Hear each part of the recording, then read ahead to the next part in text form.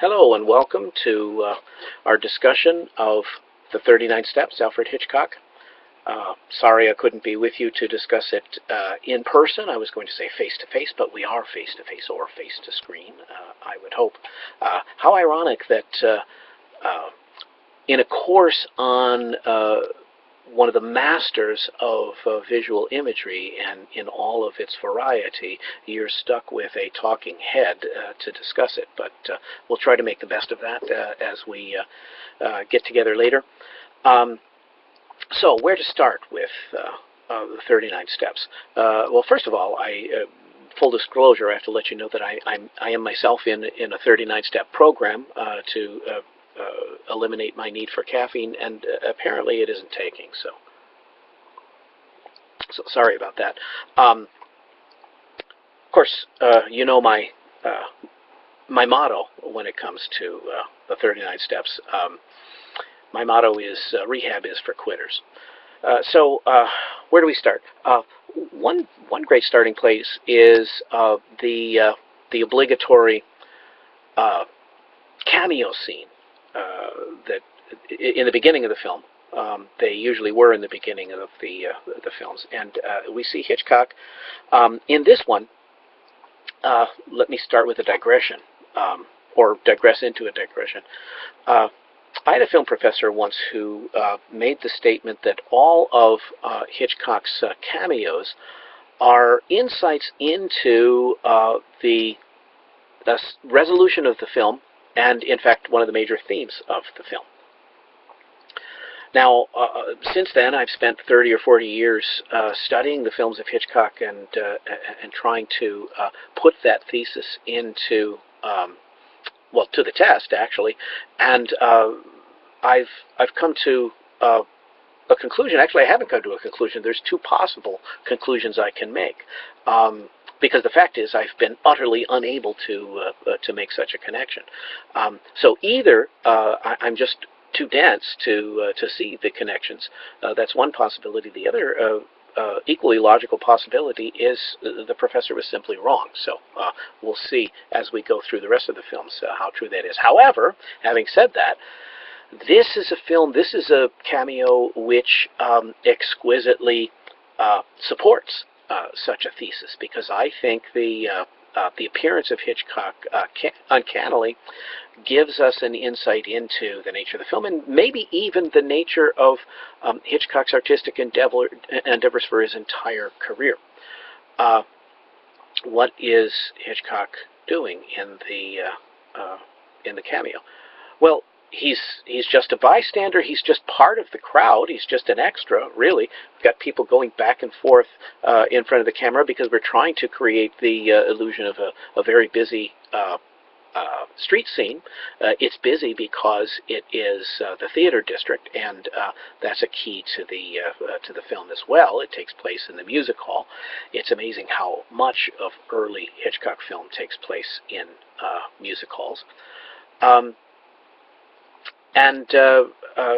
So we see the flashing lights saying music hall. Actually, just as we saw the flashing golden curls in The Lodger. This time, however, it's sequential. M-U-S-I-C.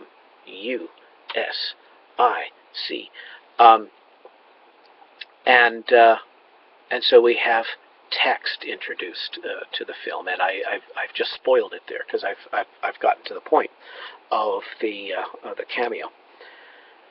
Hitchcock is simply a bystander, simply a walker-by, passerby.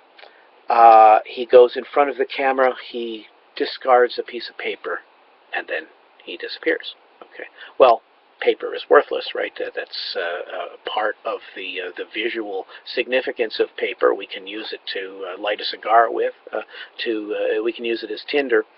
But mostly we use it for communication, right, for text. And so, in fact, we see Hitchcock throwing away the text. Well, in fact, that is what he's done his entire artistic career, except that there's several ironies embedded in that. The first one being that Hitchcock began his career in film writing title cards, so doing text in the silent films. Okay, but as the film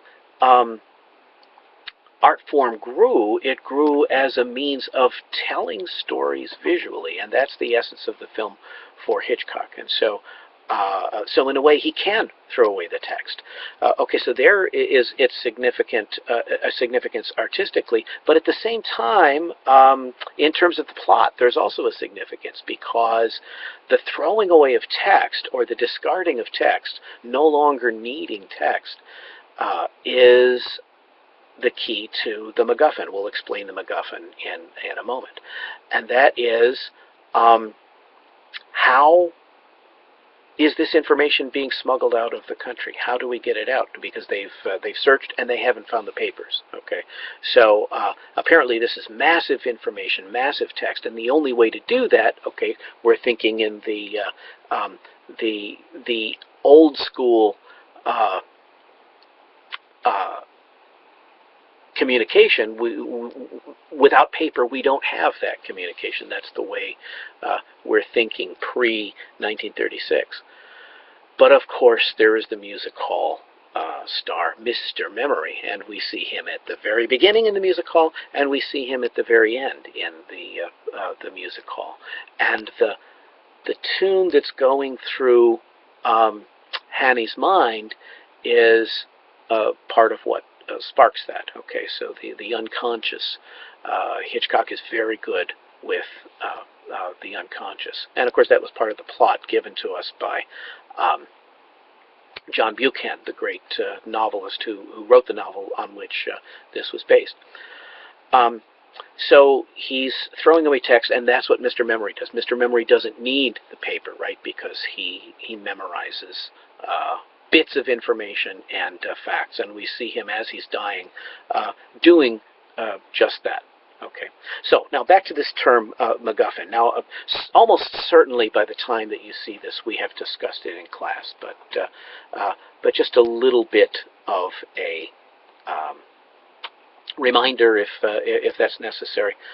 The term MacGuffin began in a joke that Hitchcock remembered from his youth. Two strangers on a train. Does that ring a bell? Strangers on a train. Man comes into a train, and there's another man in the compartment, and on the luggage rack above him is a large black box. And the newcomer asks, well, what's that? And the other man says, well, that's a MacGuffin. What's a MacGuffin? A MacGuffin is a device for capturing lions on the Scottish heath. But there are no lions on the Scottish heath. Well, then that's not a MacGuffin. This joke kind of collapses on itself, if you even want to call it a joke. It's a kind of a Zen joke, because the solution to the joke resolves nothing. Right? We still don't know what that black box is. It's a kind of a circular conversation for a circular argument. But that's precisely what a MacGuffin is. So Hitchcock appropriates that term for exactly what he's trying to do to initiate plots in his movies. He needs a device to get especially a mystery plot or a spy plot, to get it going. If it's a spy plot, then there has to be some secret. Okay, well, what is the secret? The fact is, that doesn't really matter. Its only function is to get the intrigue plot going, and so it really doesn't matter what it is. It doesn't matter what's in those bottles that we see in Suspicion. The solution is not important. It's the intrigue. Okay, just getting the plot going, and so that's what the MacGuffin is. The MacGuffin is a device to get the plot going. And it's never really explained in the context of the movie. Although sometimes there are pseudo explanations. Okay, but if we're looking for the explanation, then we're missing the point. Okay, so we have the discarding of the text, and we have the MacGuffin, and that's as good a start as any for the 39 steps. So we'll discuss by email if necessary, or when we get together again on Monday, and we'll figure out what else to say about the 39 steps. Okay. Until then, God bless you, and we'll see you at the movies.